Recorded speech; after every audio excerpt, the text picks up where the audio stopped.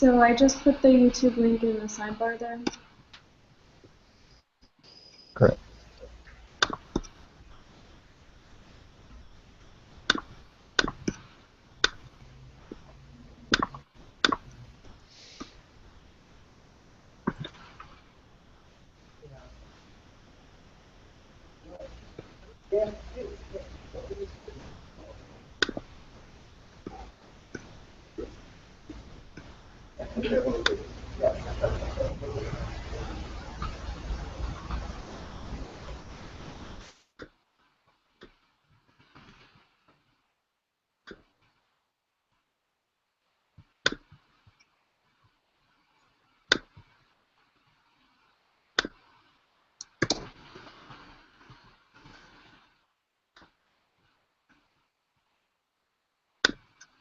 All right, so I just emailed out the links, so we should be ready to go.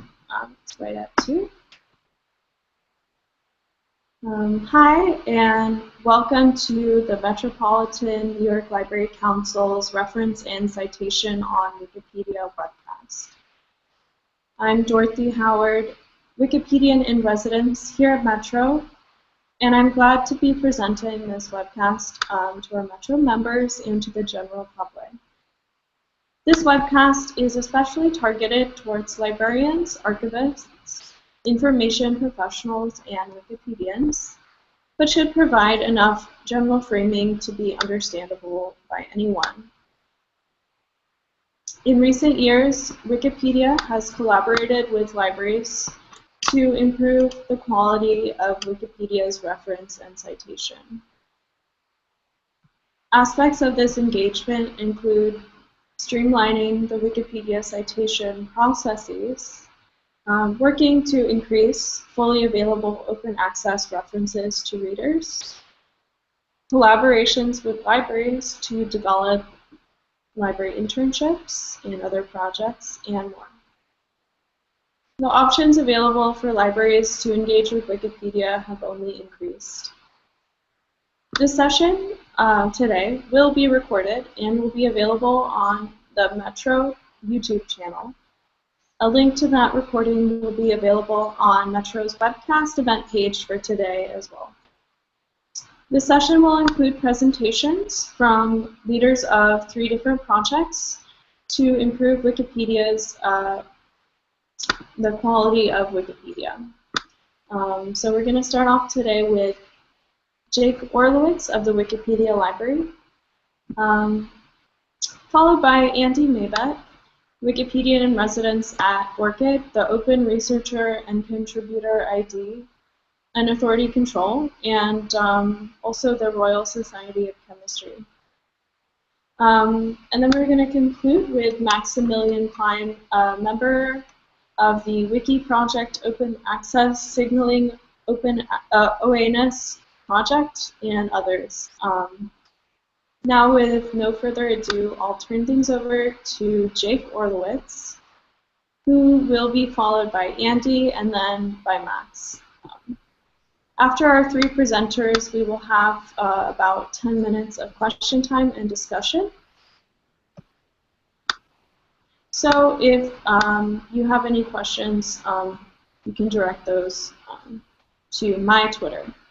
Thank you. Jake? Great. So glad people are interested in this topic of what I like to call the future of libraries and Wikipedia, because I definitely envision a world where our work is increasingly intertwined and where we not only work together, but we find mutual benefit in doing so. And there's so many ways.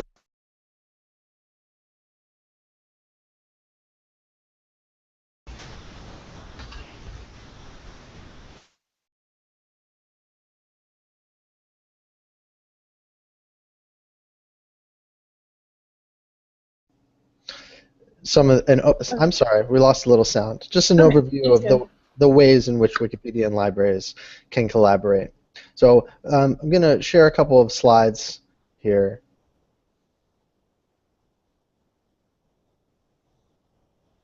Just one moment.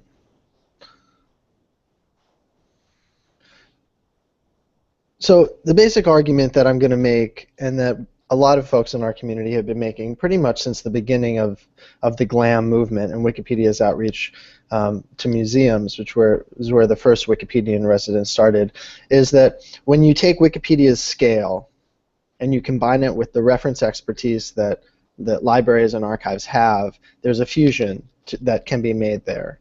So Wikipedia's scale is just absolutely staggering.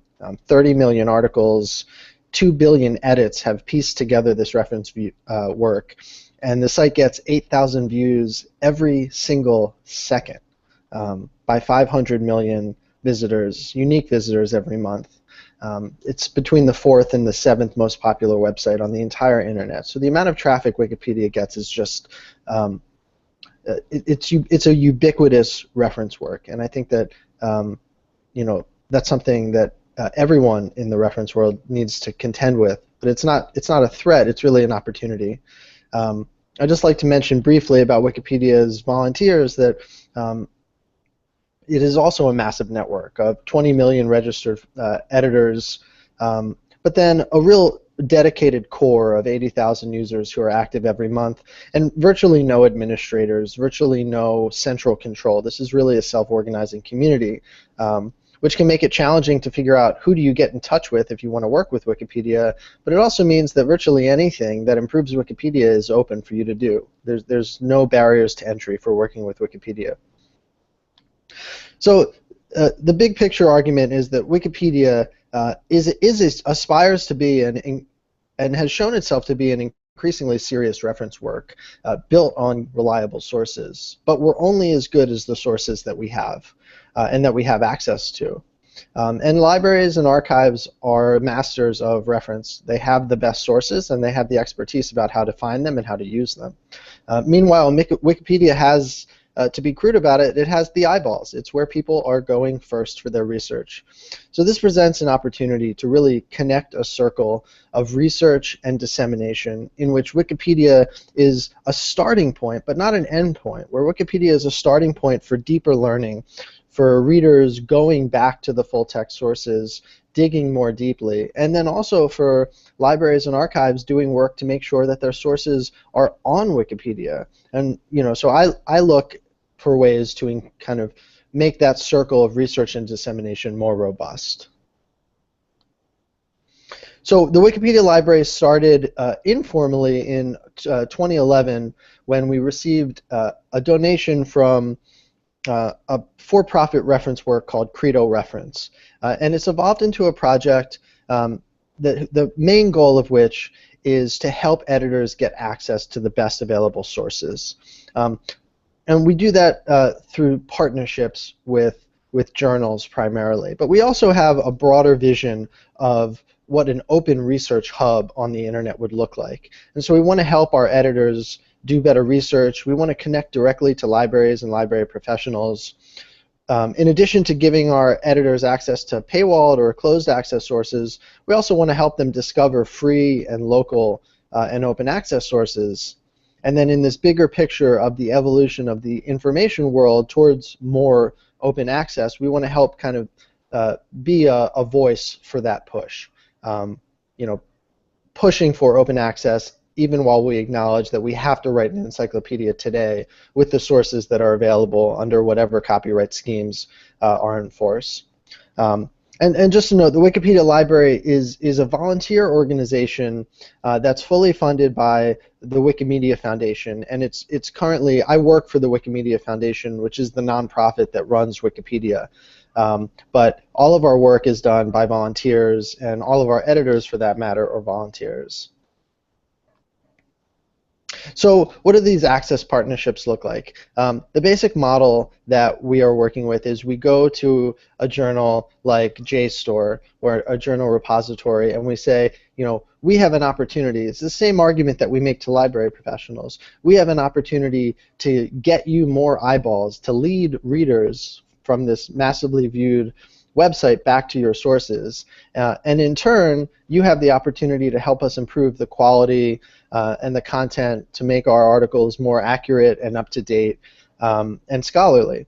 And so we formed a number of these access partnerships, and there's been surprising uptake by some of the um, some of the largest and most prestigious journals in the world. So since we started this, we've received, I think, updated numbers. We're up to 3,600 accounts that have been given out to about 2,000 editors, and among them are Oxford University Press and JSTOR, the British Medical Journal. We recently signed a pilot partnership with Elsevier, and we've received a number of donations very generously from the Royal Society, the British Newspaper Archive, a number of sources in a variety of different areas.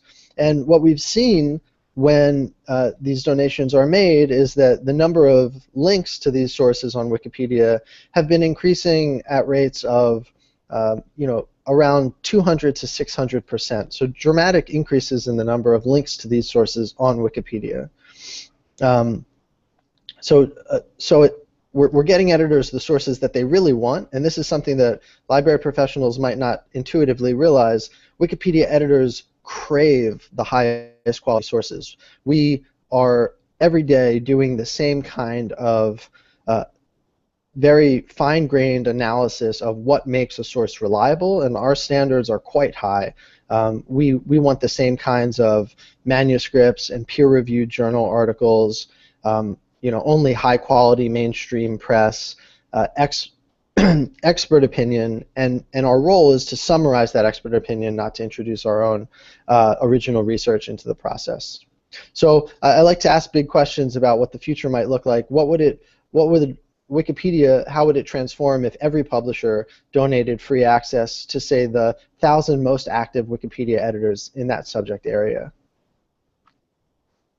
So another way that we try and get access, give our editors access, is by partnering with universities and university libraries. Because university libraries are these fantastic hubs of sources, and wouldn't it be amazing if, say, the top 10,000 editors just had university library access. So we're starting very small with a project called Wikipedia Visiting Scholars, which takes this idea of the academic tradition of research affiliates and kind of fuses that with this other history of relationships between editors and institutions called Wikipedians in Residence, and modifies it slightly to really focus on getting editors access. So what is a Wikipedia Visiting Scholar? It's an unpaid and remote, doesn't have to be an in-residence position, where we select a top quality editor, very active editor from the Wikipedia community, and then find a university who will take them on as a visiting scholar. And the kind of exchange, so to speak, is that the university gives them staff credentials so that they have full access to the university library and all of the online collections and sources. And then in partnership with the staff in that department or library, a topic area is selected for the Wikipedia editor to write about. And this can be a topic area of particular interest to the department. It can be a topic area where the archives or special collections have a particular focus or strength. And so that's the basic mutual benefit, is that the library will have their sources used and exposed on Wikipedia, and the editor will get access to this vast storehouse of research, which despite our individual partnerships with journals, is just simply would at the moment would be prohibitive to create. University libraries are experts at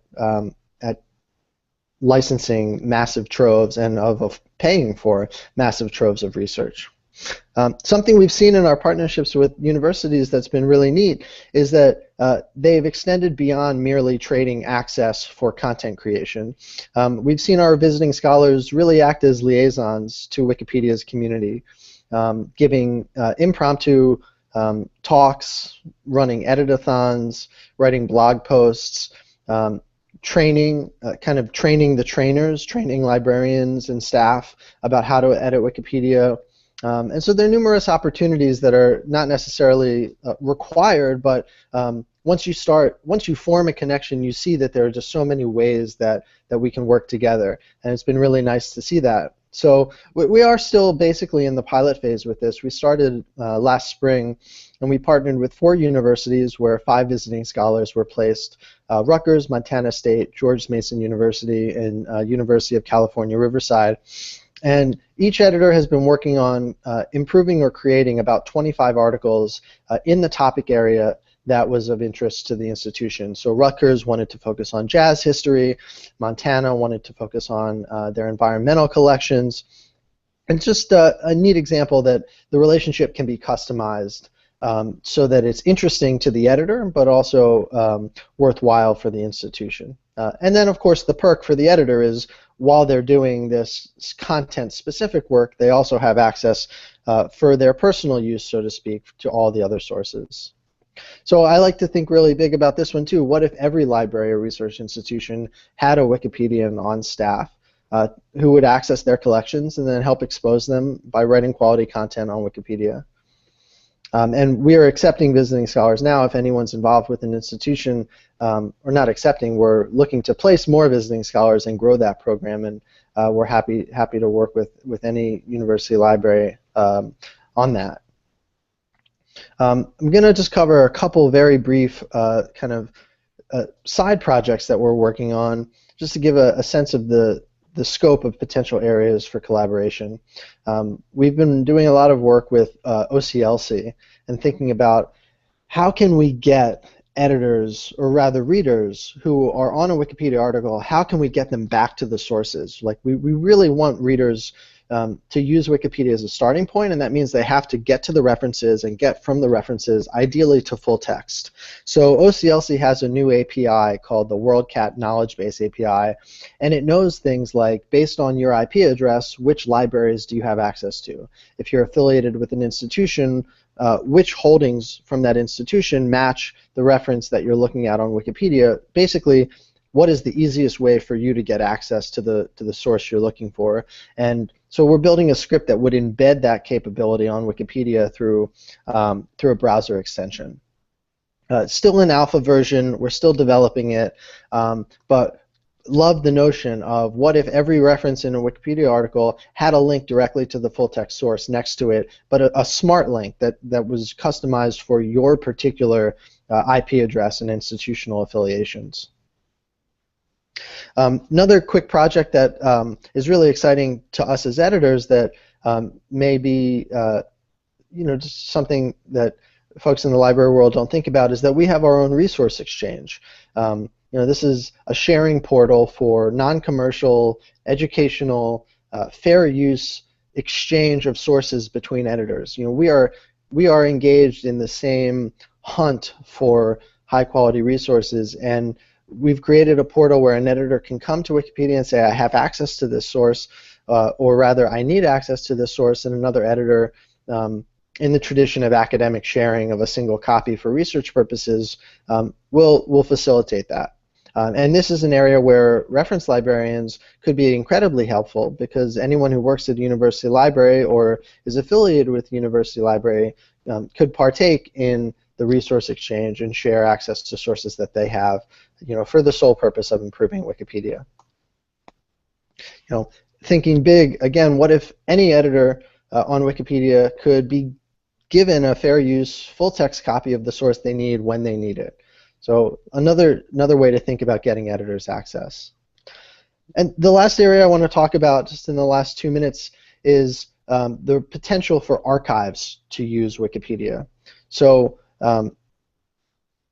archives have not necessarily known how to how best to put their content on Wikipedia. Of course, you can write about content. Another area that's ripe for growth is linking to finding aids and libguides, or particular finding aids related to your collections in Wikipedia articles. So if you're on the article about George Washington and your archive has the largest collection of George Washington's papers, it is appropriate to link to your archive in either the further reading or external link sections of that paper. And this can be done in a way that doesn't appear self-promotional or as a conflict of interest. If you do simple things like disclose your relationship to the library, and when you know about other collections that are outside of your institution, link to those too. And just a mind-blowing example of the potential impact here, this is a case study from Ball State University where they put links to their collections on Wikipedia and saw an increase of 600% in page views. And they saw that Wikipedia rose to a number of incoming links 5 times greater than any other source, and page views for their entire collection tripled. This is just a single example, but a remarkable one about how powerful Wikipedia can be as a driver of traffic to libraries and archives. So, final thought in closing, there's no historical antagonism, or if there was any historical antagonism between Wikipedia and libraries, I think it's time to really move past it and realize that we're deeply natural allies. Wikipedia is the starting point for research, but our aspiration is to lead readers back to the sources at libraries and archives so that they can think more critically about the subjects they're learning about, so that they can engage with the full text, and so that we can engage libraries and archives to funnel their content onto Wikipedia so that it's where readers are looking for it. And we're excited about anyone who's interested in kind of helping to build that circle of research and dissemination. And this is my contact information. Feel free to reach out anytime if you'd like to partner about Wikipedia and libraries. Great. Can you all hear me?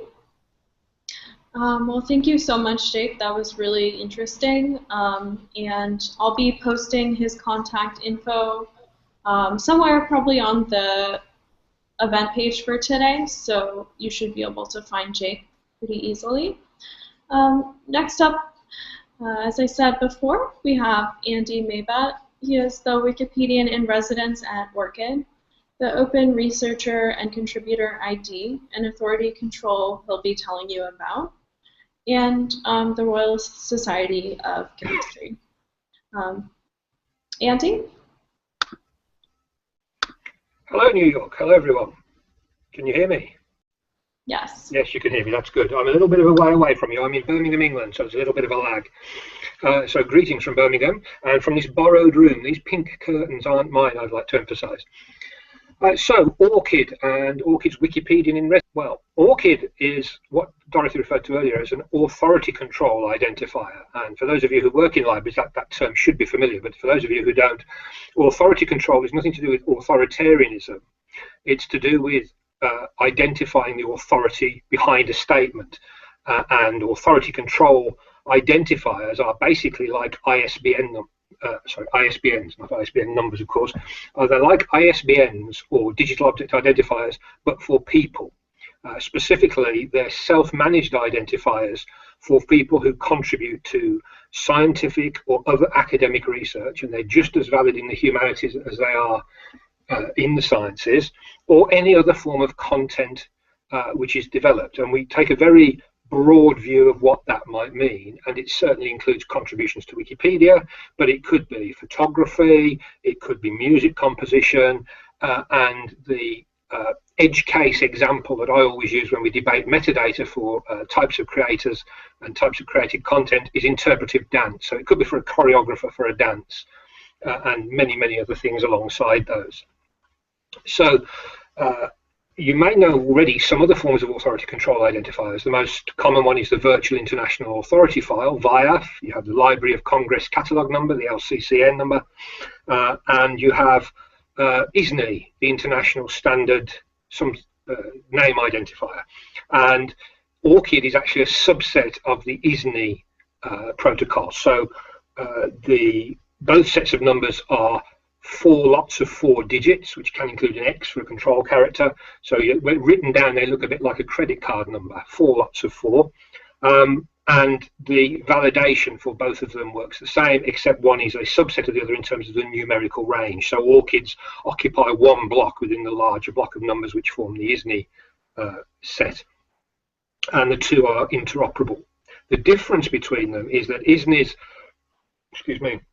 are allocated by library services to people who may or may not be alive, who have contributed to literature in the past, whereas ORCIDs, as I said earlier, are self-managed. So you or I can apply for an ORCID identifier and set it up ourselves. So let's have a look at the ORCID website and see where you would do that. I'll just go over to screen sharing and start that. And this is the ORCID website, which you should now be able to see. It's at orcid.org, and ORCID has no H in it, not like the flower, it's ORCID. So if you go to orcid.org, you can even do this while we're talking, or rather while you're listening and I'm talking. You can sign up very quickly. It takes about 30 seconds. There are 3 things you need to do. You need to give it your name, because obviously ORCID is disambiguating names. You need to give it your email address so that you can sign in and that you can receive confirmation emails and so on. And the third thing you need to do is to populate your profile on there. Now that can include all of your published works, all of your papers or your chapters in books or whatever it is you've written to, contributed to academic literature, scientific literature, or your creative dances or whatever. But at the very least, when you set it up, you should include one other identifier, so your website address or your Twitter handle or your place of work, because that helps people to immediately know that it's you they're looking at on your ORCID profile. But of course, the real benefit comes from keeping your full list of works in there. And you can import those from various secondary sources or other websites, like Scopus and others. There's a full list on the ORCID website, whereby you don't have to sit and type them all again, and you can keep the two in sync. So I'm just going to turn off screen sharing again while I talk to you a little more. I think I just did that. Let me check. Yes. And that's signing up for ORCID. And if you started to do it while I was talking, you've probably already finished the first 2 stages of that and sent away for your confirmation email. It's that quick. Once you've got your ORCID identifier, which is a URL ending in those 4 lots of 4 digits, but prefixed orcid.org with a slash, you can then start to use that in your publications, on your byline alongside articles you've written. And a lot of publishers are collecting that data when they collect your name and other accreditation details when you submit a paper to them. You can use it on your business cards and your letterheads, your website, your profile on social media sites, your Wikipedia profile, and I'll come on to that a bit more in a minute, and in other places. You can put it on a poster in your office if you want to, or indeed on the bottom of posters that you produce as part of conference presentations. You can put it in one of your PowerPoint or similar slides when you're doing talks at conferences or video conferences like this one. So, why would you have an ORCID? Why do you need that identifier? Well, supposing your name is Jane Smith, and there are 1,000 other Jane Smiths around the world contributing to literature, some of whom might be in the same field as you. So it disambiguates you from the other Jane Smiths. You can use it whether you're credited as Jane Smith in one place, Ms. J. Smith in another, or simply J. X. Smith in a third. And if you change your name through marriage, divorce, religion, or just on a whim and become somebody completely different, you can still tie those identities together. So on the one hand, it disambiguates you from other people. On the other, it ties all your identities together quite neatly. And it does that at fairly low cost compared to the cost of trying to write around, get things corrected when the wrong Jane Smith is getting all the credit for your work. I mentioned that some publishers are asking for ORCID identifiers, but of course, other people are using them as well. So funding bodies in some cases are saying you can only have funding if you give us an ORCID identifier so we can see what you've already written and what you're going to write with the money that we give you. So some of you will have no choice but to have an ORCID identifier for that. And I mentioned earlier, and I'm going to switch back to this now, Wikipedia editors can use ORCID identifiers. There are 3 different ways to use ORCID identifiers in Wikipedia, and the first one is for individual authors of Wikipedia content to use them. So let me switch over now back to video conferencing and show you a user page from my friend in England, Mike Peel. Every Wikipedia editor who signs up and has an account has a page like this. You can leave it blank, you can put one line in it, or as he's done, you can write a little CV and put some badges on it. But down at the bottom, we have what we call the authority control template, and there is his ORCID identifier. And if I click on the ORCID identifier, it goes through to his profile on the ORCID website, where you can see where he was educated, where he works, and the papers in science that he's written. He's an astrophysicist, so that's obviously what they're all about. So that's a way for him to say, I'm the same person on Wikipedia as I am in my academic career. Now, if you spend all your Wikipedia time writing about obscure boy bands or Pokemon characters, you might not want to do that. But if your Wikipedia career is an adjunct to your professional career and you're doing research into, I don't know, stem cell biology, and you write Wikipedia articles about stem cell biology, you might well want to tie them together, not least so that you can show your funders that your outreach work is part of which is part of their requirement, is delivered on Wikipedia as much as it is by giving talks to the general public or whatever it might be. So how does that work? Let me switch back to Wikipedia and look at the source code here. You may or may not know that on a Wikipedia article we have an edit tab at the top. If you don't, then you should go and play around with that and have a go at it. But down at the bottom of all this source code, you see this bit, which I'll just highlight. That's an authority control template. We know it's a template because it begins with two curly brackets. You can see the first two there and the other two at the other end of the line. They denote that it's a template. The template name is authority control. There you see it. Then you have a pipe character as a separator. Then the parameter name is ORCID, and the parameter value are 4 lots of 4 digits. So that's how he shows his ORCID identifier on his user page. And you can do that. And you can do that today if you're a Wikipedia editor who's registered for an ORCID. And I would urge you to go and do that. The second way we can use ORCID identifiers in Wikipedia, and I'm just going to, no, I need to switch back to this tab, just bear with me. I'm going to look for another page about another friend of mine called Bill Thompson. Bill is a technology writer and journalist for the BBC, and there is his page, but he's not done this as a Wikipedia editor. This is something that other people, me included, have written about Bill. So here you can see at the bottom there is Bill's ORCID identifier, and he also has a VIAF identifier as well because he's written proper books that are in bookshops. So there he has both of them. But if we do an edit here, I'll just use a section edit for quickness and scroll down.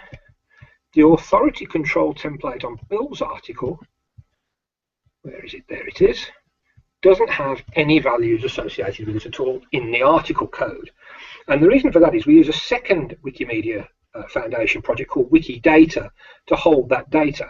So if I switch over to that, this is the Wikidata entry for Bill Thompson. Now, without going into too much detail, Wikidata is a linked open data repository for factoids or claims about subjects that are in Wikipedia and elsewhere, which we assert to be true. So here we now have, just scrolling down a little, scroll back up a little, we have Bill's place of birth. It was Jarrow. We have he's educated at the University of Cambridge. We have his gender is male, and various other things about him, not least, of course, his name. But we also have the claim that his VIAF identifier is this number and his ORCID identifier is this one. And where we have a subject who has data of this type in Wikidata, we can arrange for the template to automatically pull it here into his article without the values actually being present. Now, that seems a very long-winded way of doing it for one Wikipedia article. But if you consider somebody who's got 100 different Wikipedia articles about them in 100 different languages, and believe me, there are people with more than that, then you can see the utility of having it stored once and displayed in many places. And while we're still rolling this out, there are currently about 50 Wikipedias where you can do this. So I can enter an ORCID for, let's suppose, Bill Gates registered for one. I could enter Bill Gates ORCID in Wikidata, and it would magically appear on up to 50 other Wikipedias which have an article about Bill Gates. So that saves us an awful lot of time and effort in the long run. And anything that saves volunteers' effort and lets the computers do the work is a good thing in my book. So that's the second way we can use ORCID identifiers. One is for individual Wikipedia editors, and the second is for Wikipedia article subjects. And you'll notice at the bottom of this article, no, you won't actually. There is a hidden category which you can only activate if you have certain. If you only see if you activate it in your account, and the account I'm using here doesn't have it. But there is a category that pulls all these together, so you can see all the people who have an ORCID identifier. And I'll share the link for that category with Dorothy, so she can put it up on the blog or wherever after this presentation. So those are two ways of using ORCID identifiers. And this talk is obviously supposed to be about referencing in Wikipedia and citations, and I haven't really mentioned that so far, and that's because there is a third way we could potentially use ORCID identifiers, and that is to identify and disambiguate the people whose work we cite in Wikipedia. So just going up the Bill Thompson article here, you can see under references, reference number 2 is by somebody called Mercedes Bunce. Now, I don't know who Mercedes Bunce is. I don't know how many Mercedes Bunce there are in the world who've written works, but I'd have a job to determine which one that was. Whereas if they had an ORCID identifier, or indeed a VIAF or an ISNI identifier, and it was associated with this reference, this citation in Wikipedia here, I would be able to go and look up which one they were, what else they'd written, what else they'd done that was cited on Wikipedia. So I'm going to show you an example of how that might work now. The page I'm going to show you here is the page about how we use ORCID in Wikipedia. So this is the simple nutshell version of the things I'm telling you today. And again, I'll share this link with Dorothy in a while. But down towards the bottom of it, under the section Citations, we have a mock-up here of how this might look. Now, I've been very egocentric and used my own ORCID identifier here because I happen to have written a couple of books that have been cited on Wikipedia.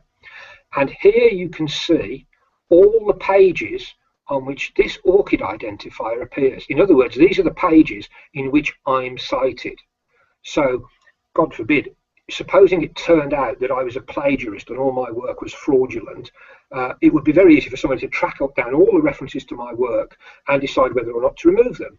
Or supposing somebody's new to the subject and comes to Wikipedia to look at what I've written, or to look at an article that I'm cited in and thinks, well, this author obviously knows his stuff. Let's see what else is written and where it's cited in Wikipedia. And they could track down all the things that people thought I was sufficiently knowledgeable about to cite me on. So that could all be automated. As I say, this page is a mock-up that I created manually, but there is absolutely no reason why this couldn't be automatically generated by software that already does all the reference formatting and citation on Wikipedia. And of course, it can be made machine readable at the same time, which is useful for people in a number of ways. If you're using a tool like Zotero to drag citations from Wikipedia and then paste them into your own essays or into another system, then you could take the ORCID identifier with it and have that available to you as well. So just nipping back to that project page, I'll give you a quick overview while I've got the last couple of minutes. We've talked about ORCID in articles about people. And this tells you how to put those authority control templates that I mentioned earlier into an article. To do it in Wikidata, which I also referred to. We have a section on ORCID in user pages. So this is how you put the ORCID identifier onto your own user page if you're a Wikipedia editor. And we have the future-looking bit about citations. It was the last thing I demonstrated on how we could make use of ORCID in the future to disambiguate people who we cite in Wikipedia. Then the other bits of this page, very briefly, are the other projects that use ORCIDs. Now, I say other projects. The Wikimedia Foundation runs about a dozen other projects other than Wikipedia. We briefly saw Wikidata, there's Wikibooks, Wikiquote, Wikisource, and so on. And several of those use ORCIDs in the same way that I've described. If you don't know about those projects, I would urge you to go and look into them.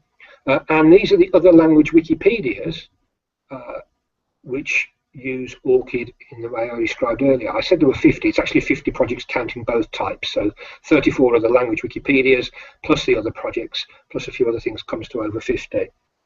So that really is a quick overview of ORCID and its relevance to Wikipedia in 3 different ways. And now I'm going to pass you back to Dorothy. Thank you very much, Dorothy. Thank you very much. I just had a background change, if you noticed. Anyhow, I just had some technical difficulties.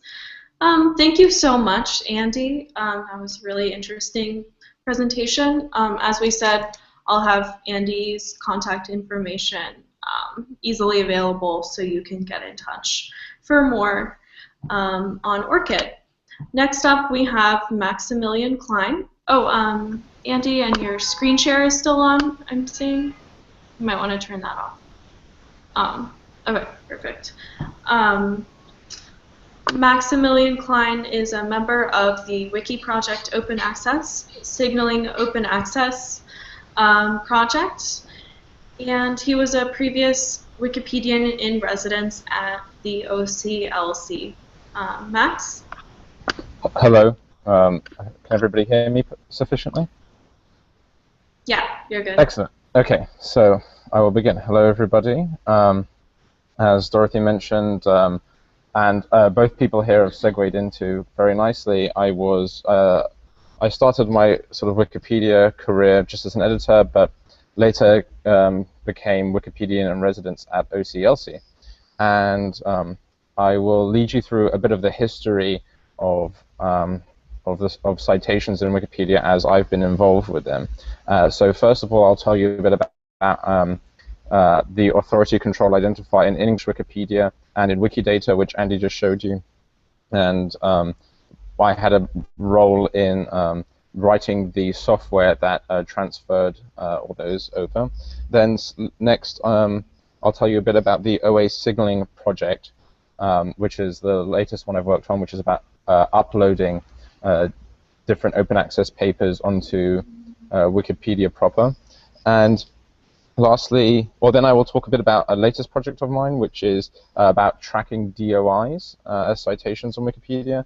And finally, I will talk to you about the further directions that I think are available for citation on Wikipedia. So I will now attempt to share my screen. Okay, I need to switch to Chrome, so just a moment, please. Dorothy, I think that you may have, since I'm an open source advocate, I use Linux, and that sometimes has different problems. So I think you're going to be seeing me switching into another window right now. Oh, I can't join this call because I have been blocked. Well, that is really unfortunate. Oh. So. Gene. Okay. Well. I am going. This is difficult without doing that. So. If you want me to go to a web page, you can tell me, and I can. Okay, I will do that. So. Okay. I will send you some links, and perhaps you can display them on the screen. Okay, perfect. Okay, so the first of them, I'm just going to queue them up so that you can load them in like this. So first of all, I want to tell you about the fact that before we had Wikidata and we could do the fancy tricks that Andy showed you about parameterless displaying of authority control templates, they had to be put in manually with parameters. And because I was at OCLC and they are the people that run VF, then I was, and I'm sort of have a background in software and mathematics. I wrote the program that transferred all the authority links as plain text into Wikipedia. So okay. Here's the last link. Okay, so let's go to the first of them. And then later on, so I have about 2 million edits to Wikipedia by software. And so most of the authority control information that's in Wikipedia and Wikidata right now was transferred by software that I wrote. And now some humans are doing it. But so that's sort of when I wanted to start doing that, and I started programming it in that way, it started making me a bit more. Okay, so people can hear me, but are watching your screen. Is that correct? Yes. Okay. Okay. So I started thinking a lot about tools and how tools should work. So the thing that I completed a few months ago was this. The next tool. So I made the authority control tool, which just basically linked things up. The next tool that I worked on was this notion that if you have scientific papers and they're open access, they should be able to be displayed on Wikipedia. Like, it's good enough that they're in PubMed Central, but what about the fact, like, what if people want to like annotate those articles themselves and take the media and put them inside Wikipedia articles, and perhaps not just be able to link to a portion? Oh, your presentation just went off.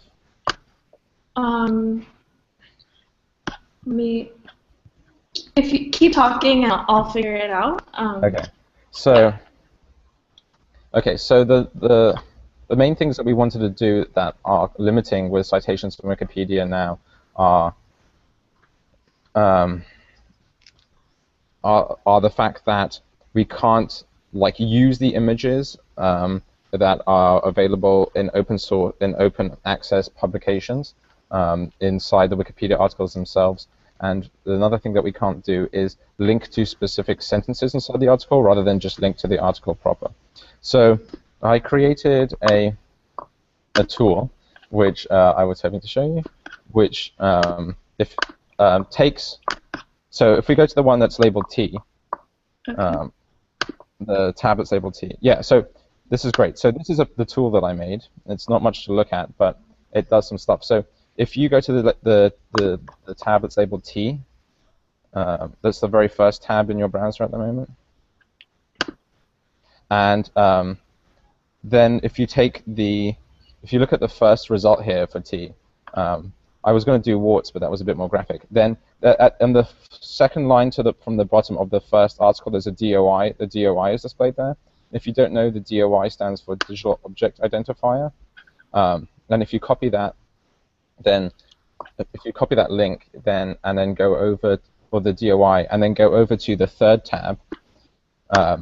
So I made this thing that will search Wikipedia for. If you search. It will basically always be searching Wikipedia for new DOIs that have been added, and then this is already done. So if you click, so you can submit a DOI here using this tool, and if you click over to the next tab in your browser, I sent you it already got uploaded.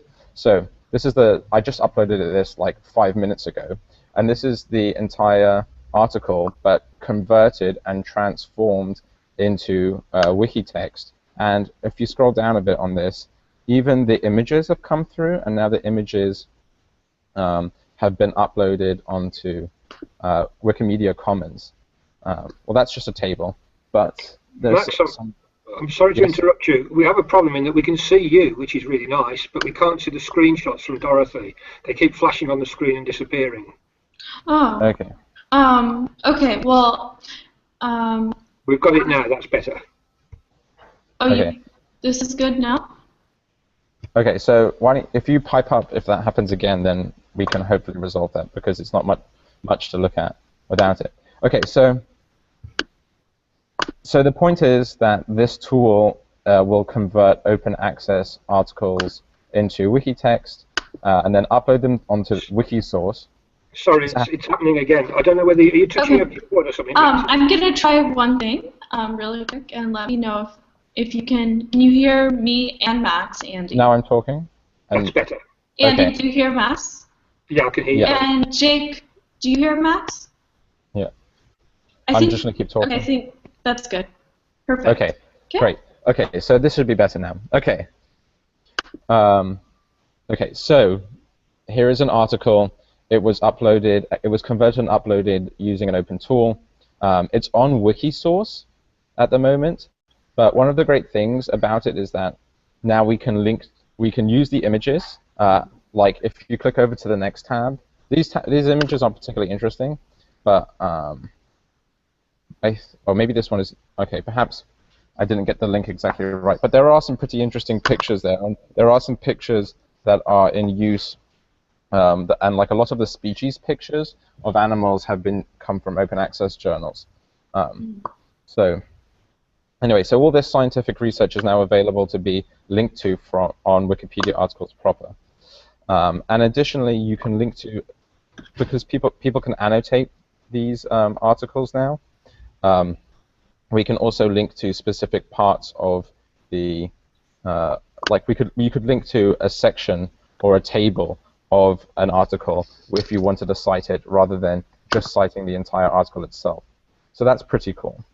The next thing, okay, I wanted to show over that I haven't, and it's not going to make so much sense without my computer, but this is the article of bipolar disorder in children. And so okay, let's go through the history. So I did the authority control tool, then the OA signaling conversion tool, and now I'm making a tool for this company Crossref that allows us to track mentions of DOIs in real time. So if you go into the history, the reason that this is an important article is because I think the one that starts with prognosis is if you do a control F in this page for prognosis, there's one that says like updated, or yeah, the one just above that. So the one that's January 8th above, just that link. If you click on that, that should contain a DOI. Oops, sorry. If you do a comparison on that. This one? Yeah. So do a comparison between that one and the previous one. Okay. By clicking those two things, and then the right-hand check mark, the right-hand radio button on that line. Yeah. Okay. And then perform that comparison using a button at the top or bottom of this list. Yeah, I'm trying to remember. Okay, now. Yeah, there. Okay, so that citation has a DOI in it, and the DOI was removed. And how do I know that? Well, because I have a tool that is monitoring all the additions and removals of DOIs in real time as they happen, and that I can show. That's actually running live on my computer now, and I was going to show that to you as we were live. But do you want to try screen sharing? No, we'll just continue. So just please believe me that my tool does this, and that's useful because we can tell people exactly if you're a publisher or if you're a library or you've written something, we can track the additions or deletions in real time, and so we can start modeling like what academic citations have been used where and like how they're changing as time shifts. So it's not simply like what's involved and what isn't, but like the current state of the citation scape is available to us. Now, so as I mentioned, this is all happening in real time. I've been trying to think a bit about why that's useful, and because it's not just DOIs that I can track in real time, but I'm actually at the moment have managed to track. I'm looking at, like, I have a computer looking at all the changes as they're happening, and so that's obviously really important for news. So I've been thinking about how this may be important to libraries because, well, I actually am looking for someone to support some. This is kind of like a small pitch about some research I'm doing, which is like, now that we have the technology to look at all the changes happening in real time, like what is the best thing to do with it? And I think that we can basically do real-time analytics kind of in the way that Twitter knows what's trending. I can also kind of tell you what's trending to a very high degree and with a very high time precision on Wikipedia, and I want to make that relevant to libraries in some way. So that's a research project that could be funded potentially soon. So that's the third project. The fourth project that I wanted to link you to, which is actually the project of somebody that is not here at the moment, which I think you just maybe have closed the. Okay, this is it. Yeah. So this is the topmost uncited articles, the open access articles. So this list looks at all the open access articles. I'm not sure exactly from what list, but it also looks at their citation count in a different open access world. So if you scroll up a little bit, one of the headers, if you scroll to the top, the header, so we can see the header row. So they're cited on the CORE database, core database. It looks at how many times they're cited. So all of these are basically ripe for being cited on Wikipedia but haven't been cited yet. So this kind of flips the idea of like uploading open access citations onto Wikipedia, like making that easy by, so instead of like having the citation come first, like having the article come first and citation second, this means this is like, well, this is a very popular topic in the open access world that hasn't been cited in Wikipedia yet. So maybe we could like take Wikipedia editing from the reverse direction by looking at it from citation first. So that's the best uncited page, and it's a project of Ed Superior, who unfortunately couldn't make this call. With my last few, so those are the 4 things that I have to present to you today, which are the upload of authority control, which Andy basically talked about, the conversion and uploading of open access articles, and real-time DOI tracking, best uncited open access articles, and that's it. So my name is Max Klein. My website is notconfusing.com. You can also find me at notconfusing on Twitter. You can see that I do a lot of Wikipedia research. Most recently, I looked at the gender inequality on Wikipedia by looking at the percentage of articles about biographies that are known to be about women or non-binary type people versus different Wikipedia languages. And so there are some nice images there that you may want to take a look at. So that's what I have for you today. Thank you very much.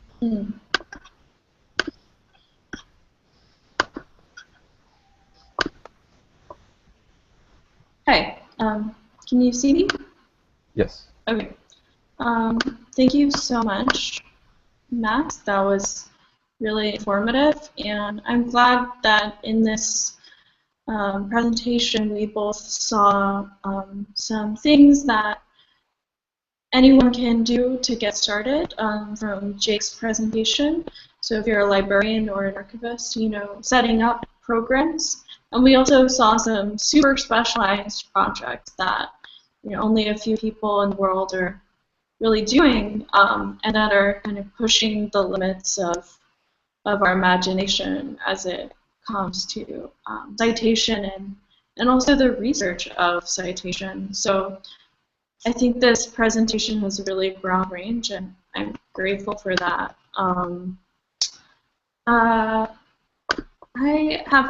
I was going to ask a few questions to everyone, and I'll also be monitoring Twitter.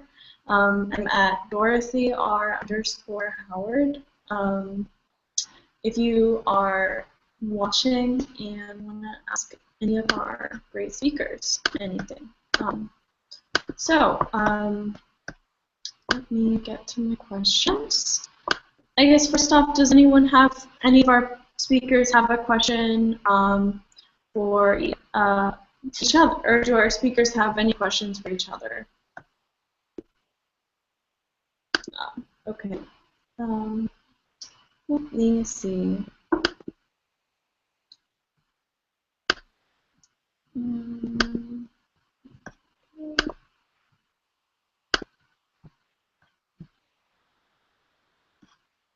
So, Jake, are you there?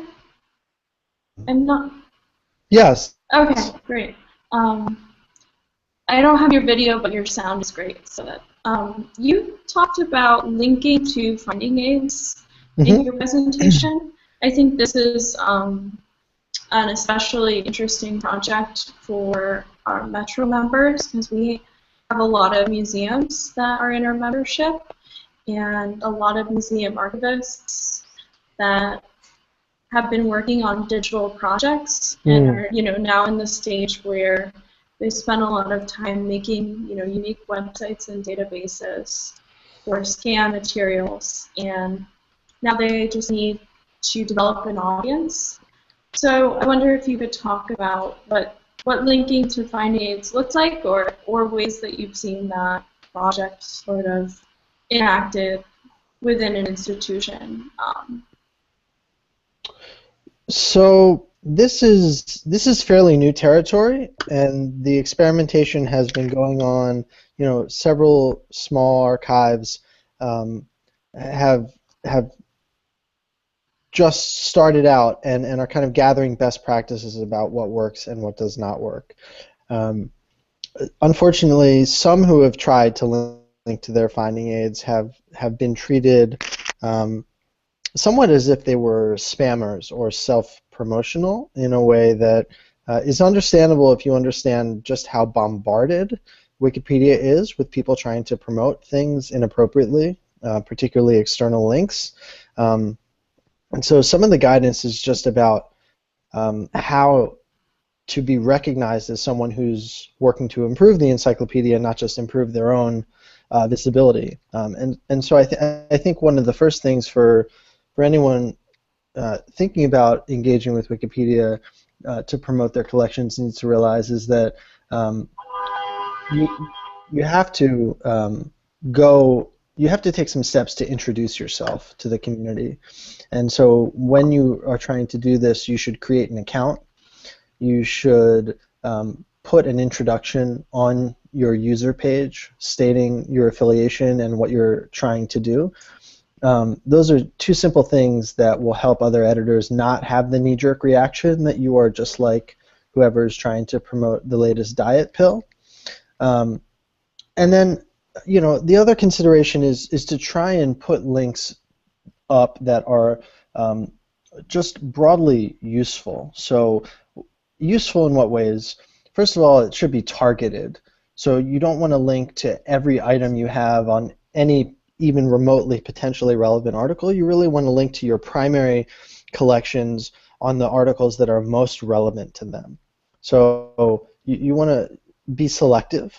And then I think another huge encouragement I would make, and this is something I mentioned in the presentation, is that you should, most archivists are familiar with related archives that have similar or at times larger collections, is to cite those as well. And that's the best way to kind of be received as someone who's doing mission-aligned work as opposed to purely promotional work. And also just to be persistent and to be willing to engage. So it's not uncommon that an archivist will try to add a link to their collections and find that link removed.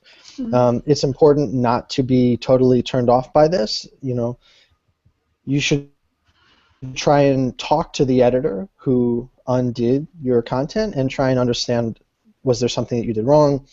You have to be willing to engage and to make a couple mistakes and to unfortunately be prepared that people might misinterpret your intentions at first, but it's worth staying involved and it's worth figuring out the right way to do this. But you are doing something new, so there's a little bit of uncertainty involved. Yeah, that's a really good point. This is a lot of what. Oh, I was just. Yeah, sure. Why don't you go for it, Andy? Yeah, couple of things. I agree with what Jake said, absolutely. But some people are a little bit hesitant about diving straight in like that. So an alternative is to go to the talk pages of articles that you want to add those links to, and just say, "Hi, I work for such and such a library or such and such an archive or whatever it is, and I think our page at this address would be useful. Would one of you people like to add it?" And quite often they will do. So that can be a painless or a lower pain threshold to getting involved. But the other thing is there is a requirement on English Wikipedia and a number of other Wikipedia projects to declare any paid editing. So even if you're not paid to make that specific edit, if you're editing in an area that is to do with your paid job, you need to declare it. And you can do so in one of three ways. You can do it on your user page by just saying, "Hello, my name is Fred and I work for New York Metropolitan Library," or whatever it might be. You can do it on the talk page, so you can say, "Hi, I work for this library, I'd like to add this, would that be okay?" That's a declaration in itself. Or you can do it in an edit summary. So when you add a link to a page, you can leave a little summary behind. You should always do this, whatever you're editing, saying, "I added a paragraph about the date of birth," or "I added a paragraph about this person's knighthood," or whatever it might be. And you can then say, "And I'm paid by this library to edit here," or "I'm working for this library when I do so." And that way you don't hit problems further down the line where people think you were doing something underhand and trying to promote who you work for. That was it. Andy, before you go, it looks like we have a Twitter question for you. Okay. Coming from Bob Kosofsky. Bob is a librarian at the New York Public Library of Performing Arts. And he said, fabulous hangout. Ask Andy about getting the ORCID citation project to move. I'm wondering, maybe I should ask him to clarify what he means by move. I think he probably means get started. Yeah. Maybe you could confirm that. But no, as I said, at the moment it's theoretical. There are a number of projects in hand that will enable this through Wikidata. So putting the citation metadata that we have for every citation on Wikipedia into Wikipedia. As you can imagine, I mean, putting every article into Wikidata is an enormous task. But if every article has a dozen or 20 or more citations, then that's an enormous task. So it will take a little while to ramp up to that level of work. And then we can start to add extra metadata, which isn't in there at the moment. On the English Wikipedia, there has been some discussion, which I initiated, about storing ORCIDs in the existing citation templates. And I have to say there was a little bit of community resistance. Perhaps we didn't sell the story too well. And the feeling was that that might not actually be a job that people wanted to do in the short term. So we have to have a hearts and minds exercise where we explain why this is useful and how it will be used in future and what the longer term benefits will be. And in parallel with that, we have to develop the underlying structure in Wikidata. So this will happen, but it's a bit like steering a proverbial oil tanker. It takes quite a while after giving the command at the bridge before you actually see the bow of the ship pointing in a different direction. And of course, it's not a command on Wikidata. On Wikipedia, it's all done by community consensus, which slows things down, but perhaps for a good reason. Great. Okay. Well, I'm just looking on Twitter to make sure Mom hasn't followed up. No, not yet. So I think that answered the question. Let's see. So, Max, I'm curious about numbers for your project. You mentioned that with the OA signaling project, you've been working on uploading open access papers to Wikipedia. Do you have any numbers for that project? How many articles have been uploaded, or how many references on Wikipedia link to open access articles? Right. Well, the tool hasn't been accepted officially yet because of a few niggles in the way that we're handling citations outside. So at the moment, I think it's probably about somewhere like 100. But it's sort of like it will be quite a floodgate if we can finally get a few of the community proposals worked out. Because at the moment, we can't store. Wikisource is sort of meant for any open access content, but we're still debating with them. Some people think that's more to do with like a Project Gutenberg type thing about getting old materials into on Wikisource, despite the fact that a lot of materials can still be open access and just be new and scientific. They haven't really done that is still sort of new territory. So because we can't, it's like the project is still kind of unofficial in some ways. So it's only about 100 at the moment, but after being able to get sort of an official stamp from Wikisource, I imagine that will be quite larger. Cool. Since we're on the topic of sort of metrics, Jake, do you have any numbers for your project? Like, how many journal subscriptions have you been able to get total, or how many library interns have you set up? I'm just curious for that kind of like numbers reporting. Sure. So we have 22 partnerships with several more in the works, and those partnerships have led to 3,700 accounts being given out to 2,000 editors. So we're growing in size fairly rapidly. If anything, we've reached the point where there are only so many really dedicated, highly active editors, and sources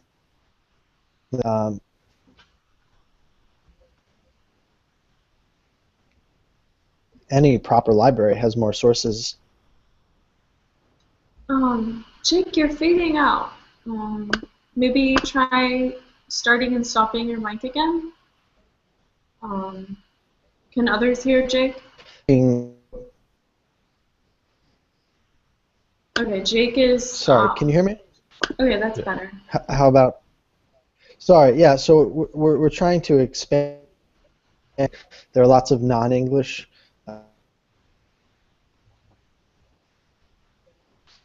we're encouraged.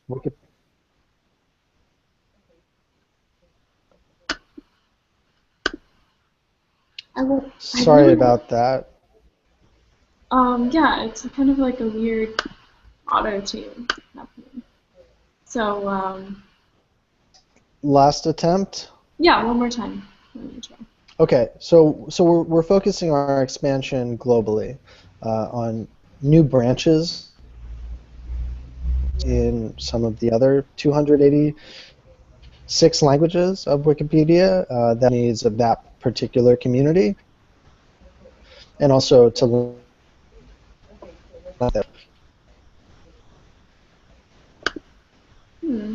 a broader rollout of satellite branches of the Wikipedia library, which would be kind of given guidance and support from the Wikimedia Foundation, but would be effective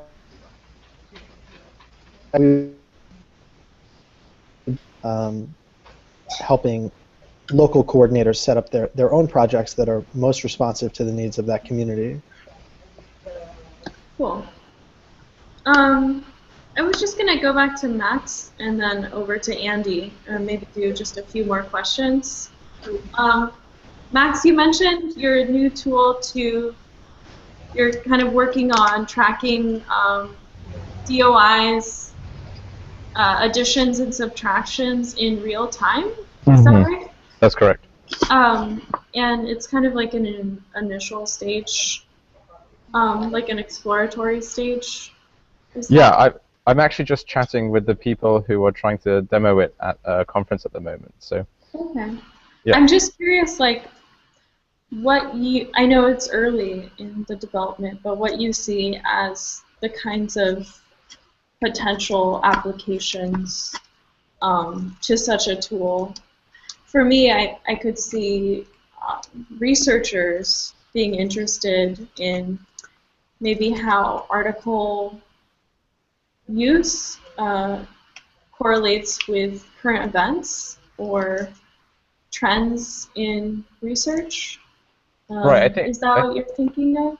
Yeah, I think that's. I mean, I think that the reason that the people that hired me to do this wanted it is that they mint their DOIs, and so as part of an attractive package of getting a DOI, you'll get some metrics about how well your DOI is performing, and being able to track the DOI usage across the web as part of that, as part of knowing how well your DOI is performing. Part of the things that I want to do in addition to that are like, you may have seen the notion that people have been tracking the page views of different diseases on Wikipedia, and the different research that shows that can be useful for predicting predicting different outbreaks in different locations, or like when there will be an epidemic of a specific disease. Yeah. Well, that's cool, and you can do it for one disease, but now let's do it for basically all the topics. So once we know what a DOI is about, and we know like its activity on different pages, then we can like track. So I want to be able to say like, oh, did you know that like cats are really hot at the moment, or whatever. So it's basically like taking the idea of measuring like the news as using Wikipedia as a proxy for measuring like current interest, but then like doing it for all the interests rather than just like the diseases as well.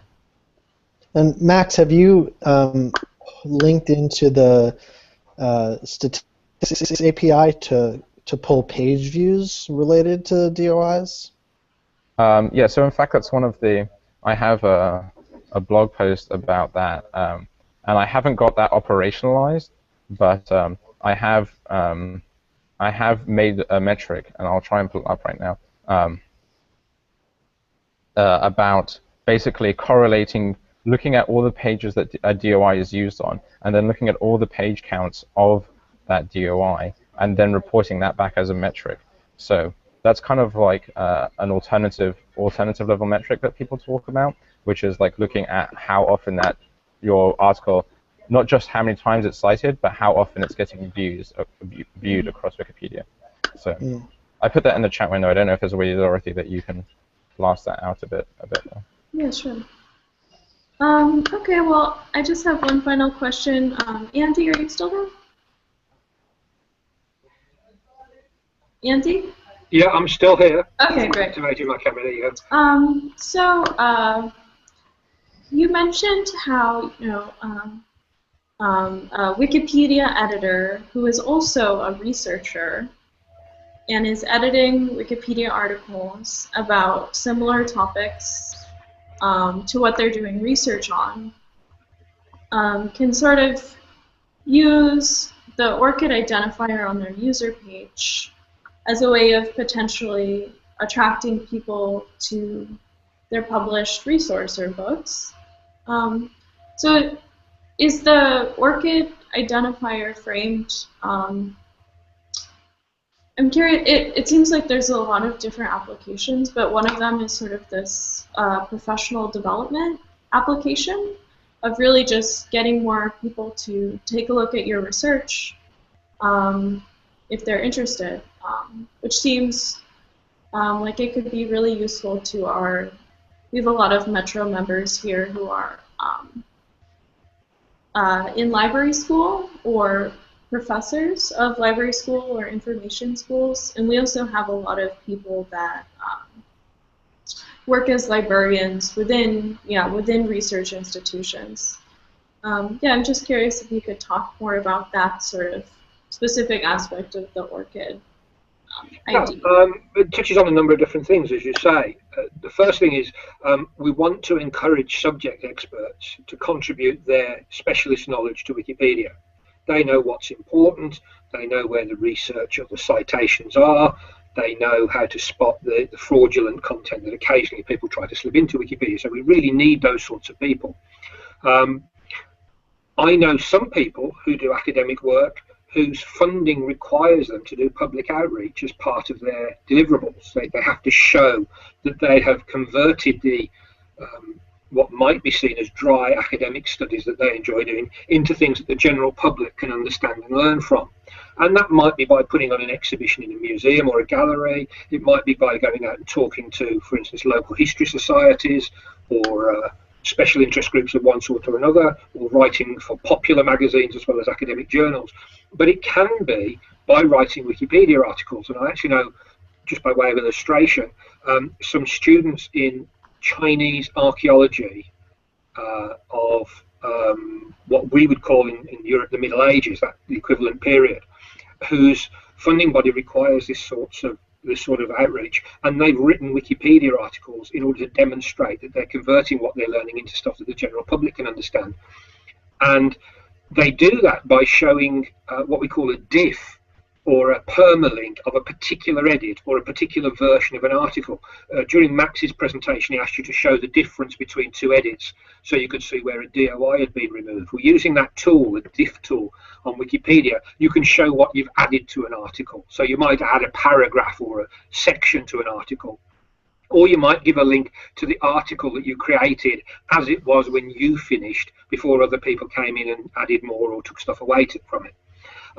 So you can show one of those diffs or one of those permalinks in your ORCID profile as a work, in the same way that you could show the URL of a paper that you've written in a scientific journal, or a video of a dance that you choreographed or whatever.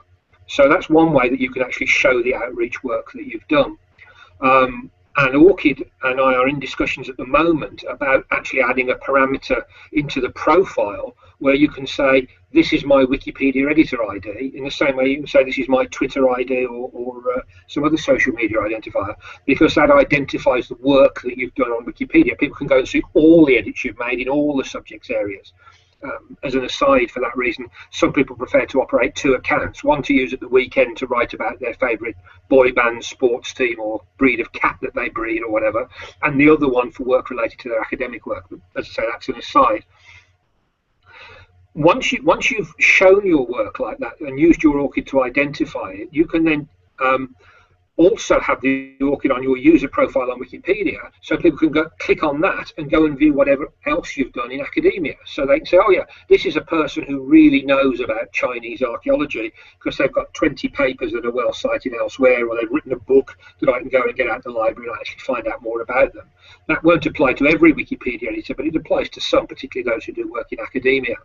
So it works both ways. It draws people into your Wikipedia work and shows off your Wikipedia work, and you can use it on your profile to basically show your bona fides as an academic outside of Wikipedia. Now, that doesn't guarantee you authority on Wikipedia in the authoritarian sense. You can't then say, I wrote the paper on this, so I know exactly what I'm talking about, and nobody else can edit. But it does add a bit of veritas to what you're talking about. And as another aside, I should mention, people should be very wary about being self-promotional. We've touched upon this once or twice already today. But if you're the person who's written a paper on something, you should let somebody else be the person who cites that. You shouldn't be citing your own papers as a way of promoting them.